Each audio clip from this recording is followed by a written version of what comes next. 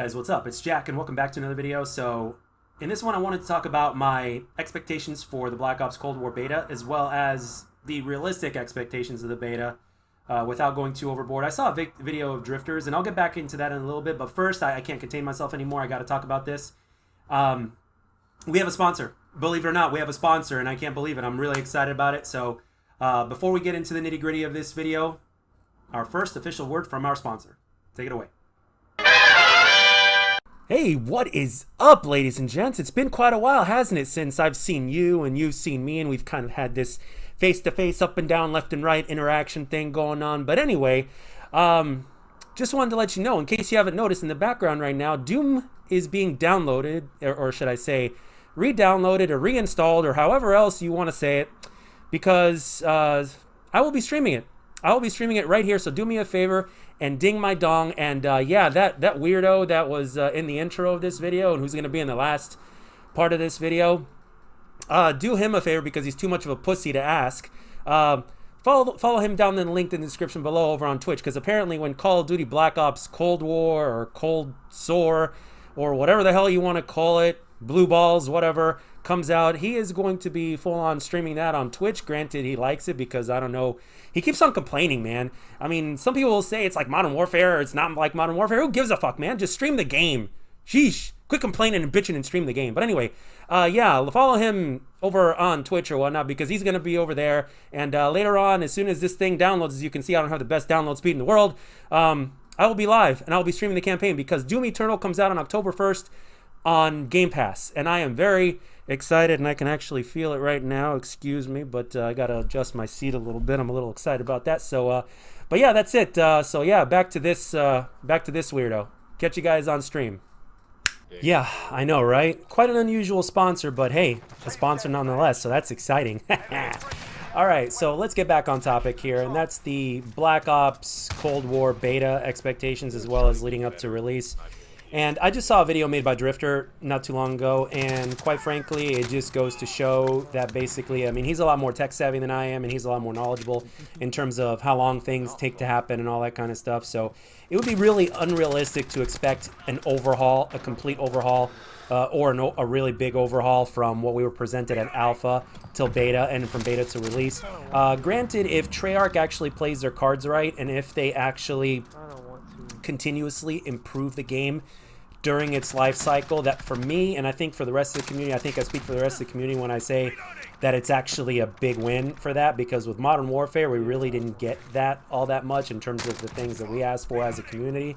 And as I mentioned when I was streaming earlier today, when I was streaming Black Ops 4, I basically said something along the lines of, you know, if I owned a restaurant and if you told me that this particular dish was not really good at all, and I constantly got told that by a whole bunch of people, like if this part of my dish or this dish in particular is not good and you request something else or something to be completely fixed, I wouldn't be serving it. I wouldn't be hard-headed, and I wouldn't be trying to have it on the menu or serving it to people after so many complaints. So that's basically what happened with Modern Warfare. And with this game, if we actually turn into the kind of restaurant owner, so to speak, right, to where, okay, we know this dish needs some work, so let's tweak it a little bit or even remove it from the menu if we have to, and then present something else in its place, or just keep it out in the first place.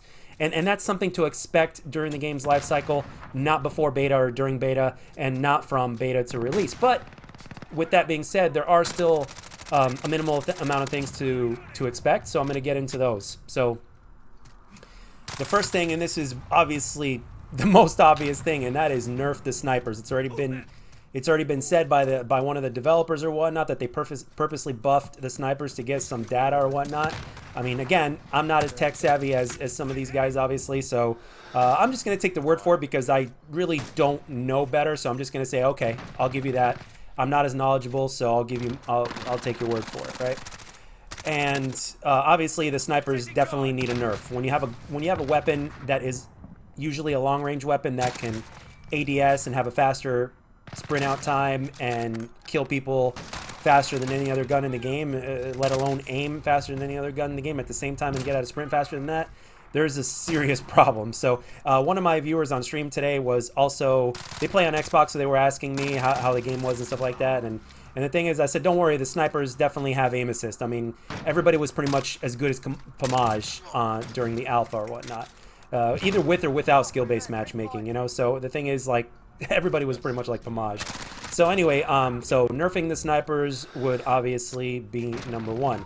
And another thing that I expect is for the consistency of the game to be at a certain point to where it was at least improved from the alpha, because we've got cross-gen that is going to be a big thing, and that is something that I'm sure that they're focusing a tremendous amount of time on.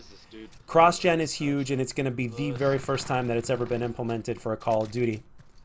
So you've got your PS4s and Xbox Ones, you've got your Xbox Series X, your Xbox Series S, and then your PlayStation 5s. And on top of that, you've got PC as well. So there's a lot of different forms of technology, and obviously it appears that, well, even though we haven't really played it yet, but from the footage that was captured in terms of the way the game looks compared to current gen consoles, from what we've seen from the footage, and I wasn't talking about campaign, I was talking about the footage that we got from the multiplayer reveal before all these streamers started streaming. And that is basically like the game actually looked good. I mean, obviously, the next Call of Duty that's going to come after that is going to look even better. And then the one following that is going to look even better because you're going to be more familiar with the technology and all that kind of stuff. But there is a temporary problem that needs to be addressed, at least for this game right now.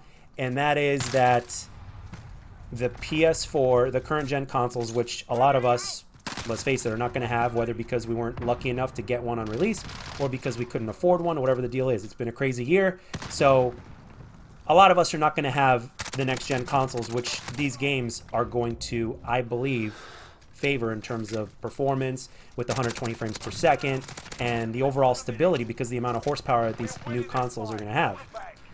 And I feel that current gen consoles are probably to a certain degree going to be underperforming, and the thing is, I think connection and everything else that goes with it has a lot to do with that. Now again, I've never played a game on 120 frames per second, so I mean, I'm sure those of you guys that play on PC know a lot about that, but I do know that it is a lot smoother, and the responsiveness and in terms of everything else is going on is really good at 120 frames per second. I know that there are some people out there that have played on 200 plus frames per second. So I know that there is a difference, but at the same time, one person that works in the computer industry or whatnot said to me that basically if you've got the skill will overcome that sort of a disadvantage every time. But you guys know how Call of Duty is, and you guys know how Call of Duty can favor something over something else. Back during the Xbox days, they used to favor Xbox. And now on PlayStation, they favor the PS5. So I don't think there's any more need to be said about that. All I expect is to at least have something that is playable, or should I say a lot more playable, and an improvement over the alpha in that aspect. So that's my other thing. And I expect the next one I want to talk about is Ninja needs a buff, a really big buff. The fact that people can hear me coming from a long ways away, especially with the size of these maps, and even though I'm flanking, I should be rewarded for my flanking. And I'm not necessarily saying they should be 100% silent to where they can't be heard at all, but if you can at least bring it back to the way they were in Black Ops 4, and even with Black Ops 4, you could still hear people that have dead silence on, especially if you have like acoustic sensor or whatnot. But even without acoustic sensor, you could actually still hear people. So if we could bring it back, if we could bring footsteps back to the way they were in Black Ops 4, with dead silence on, and maybe slightly quieter when you don't have dead silence on, because they were pretty loud in Black Ops 4 as well. But if we could please buff Ninja, that would be great. You know, especially for the rushers out there. And honestly, this one is going to be my last one.